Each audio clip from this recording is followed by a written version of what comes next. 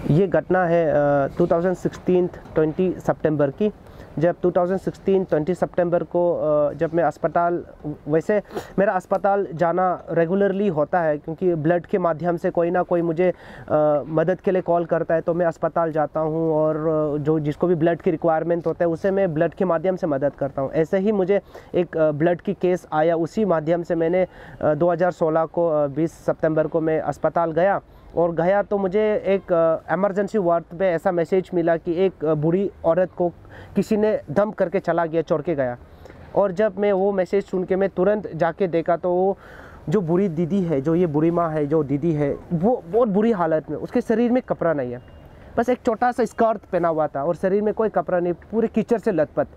तो मैंने उनको उठाया, जब उठा के मैंने डॉक्टर से कंसल्ट करवाया तो उनकी बैकबोन टूटा हुआ डॉक्टर ने ऐसा बताया। तो फिर भी हम लोग ने उसका कंफर्मेशन के लिए जब दीदी का हमने एक्सरे करवाया तो उनका बैकबोन टूटा हुआ मिला रिपोर्ट में।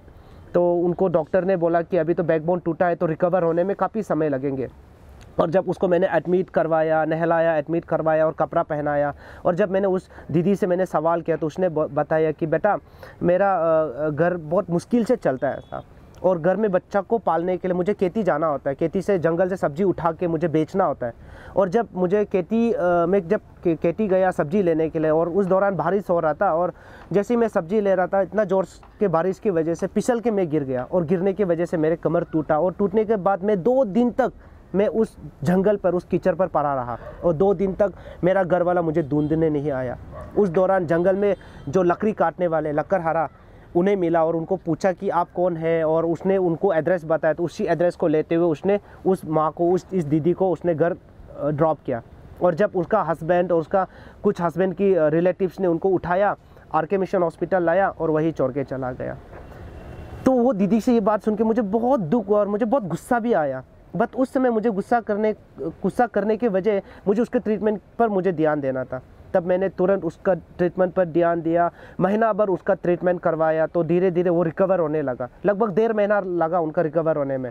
तब मैंने उनका परिवार को ढूंढता हुआ मैं जब उसके परिवार के पास गया, उनका परिवार वाला लोगों से मैंने बात की, उनके हस्बैंड को भी मैंने काफ़ी गुस्सा भी जताया और बाद में मैंने कन्विंस भी की कि देखिए इस प्रकार का एक्टिविटीज़ ना करें ऐसा। आज वो बीमार है, कल आप भी बीमार हो सकते हैं, आज वो तकलीफ़ में, कल आप भी तकलीफ़ हो सकते हैं। और अगर समाज में अगर हम अपना औरत को, अपना पत्नी को, अपना बहन को, अगर हम माँ को अगर हम सम्मान नहीं दे सकता तो वो समाज कभी समाज नहीं बन सकता है, और वो इंसान कभी बेहतर इंसान नहीं बन सकता है। तो भगवान आपको दोबारा मौका दिए कि आप अपना पाप का प्रायश्चित करें, आप अपना गलती का सुधार करें। तो उनका हस्बैंड कन्विंस हुआ और मेरे साथ अस्पताल आया। उसके बाद जब उसका आने का, दीदी का डिस्चार्ज हुआ, तो दीदी के चेहरे में एक बहुत बड़ा स्माइल था, और वो स्माइल देख के मुझे बहुत अच्छा लगा। और जब मैंने वो दीदी को, जब वो उसका हस्बैंड को हैंड ओवर कर रहा था, तो वो दीदी ने मेरा हाथ पकड़ के मेरे गाल पर हाथ रख के बोला कि बेटा आप हमेशा खुश रहो। ऐसा हम लोग ने तो कभी भगवान को कभी देखा नहीं, लेकिन कहीं ना कहीं ऐसा जब भी तुम्हारे सामने में आता है तो ऐसा लगता है भगवान हमारे साथ में। ऐसा तब मैंने सोचा कि इंसान अपना कर्म से सच में ईश्वर तत्व को पा सकता है, ईश्वर तत्व बन सकता है ऐसा। तो मैंने उस समय ये फील किया, और जब उसको हैंडओवर किया, दीदी उसके साथ चला गया। बाद में कुछ महीने भर में जब मुझे खबर मिला कि वो दीदी का डेथ हो गया, और जब डेथ हो गया तो मुझे बाद में उस डेथ को लेके मैंने दीदी को मिलने गया, तो उस एड्रेस पर उन लोग नहीं था। तो बाद में आस पड़ोस को मैंने पूछा तो बताया कि एक दिन दोनों का, दीदी तो कमर टूटने की वजह से ज़्यादा चल नहीं सकता है, चल फिर नहीं सकता है, तो लेटा हुआ था। तो उसका हस्बैंड एक दिन दारू पी के आया और उसके बैकबोन पर किक मारा, उस किक के दौरान उस दीदी का डेथ हो गया। तो मैं इस कहानी के माध्यम से मैं बताना चाहता हूँ कि हमारे समाज में ना औरत जाति का सम्मान बहुत ज़रूरी है। और जिस समाज में औरत जाति का सम्मान नहीं होता, जिस समाज में माता का सम्मान नहीं होता, जिस समाज में पत्नी का सम्मान नहीं होता, बहन का सम्मान नहीं होता ना, वो समाज कभी समाज नहीं बन सकता और कभी आगे नहीं बढ़ सकता। वो कहते हैं ना कि समाज एक चिड़िया है और हम मर्द और औरत उस चिड़िया का पंख है, और एक चिड़िया एक पंख से कभी उड़ नहीं सकता, उन्हें दोनों पंख का ज़रूरी है।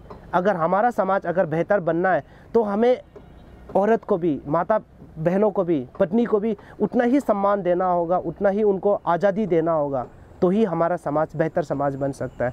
तो इस कहानी के माध्यम से मैं आप सबको बोलना चाहता हूँ कि प्लीज़ अपना पत्नी को प्यार कीजिए, उनको सम्मान दीजिए, अपना माता को प्यार कीजिए, सम्मान दीजिए, अपना बहनों को सम्मान दीजिए और प्यार दीजिए। मैं इस कहानी के माध्यम से मैं ये बताना चाहता हूँ।